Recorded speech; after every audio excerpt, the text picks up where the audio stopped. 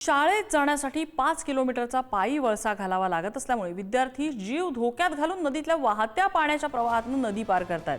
हा धक्कादायक प्रकार पालघरच्या वाडा तालुक्यातला आहे।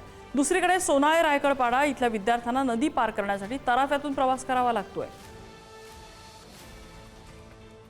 पालघर जिल्ह्यामधली ही दोन दृश्य एक आहे नाकडपाडा, ज्या भागामधून शाळेला जाण्यासाठी विद्यार्थी नदीत घातलेल्या बंधाऱ्यावरून असा धोकादायक पद्धतीने प्रवास करतात। ज्यावेळेला नदीला पूर येतो त्यावेळेला 5 किलोमीटरचा वळसा घालून या मुलांना शाळेत जावं लागतं। म्हणजे शाळेतून जाण्या येण्यासाठी त्यांना 10 किलोमीटर प्रवास करावा लागतो। तर दुसरीकडे नदीमधून अशा प्रकारे तराफ्यावरनं मुलांना जावं लागतंय।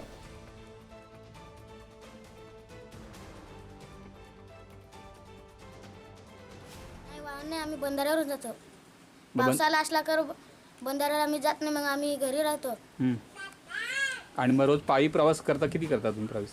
इकून जाताना 5 आणि तिकून येताना 5, एकूण मिळून 10 किलोमीटर।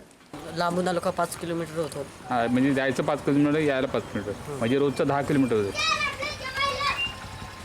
मग तुम्ही बंधाऱ्यावरून जाता, मग तो रस्ता शॉर्टकट आहे तुम्हाला का? हो। आणि तिथून गेला तर मग किती किलोमीटर तुम्हाला वाचते तुमचं?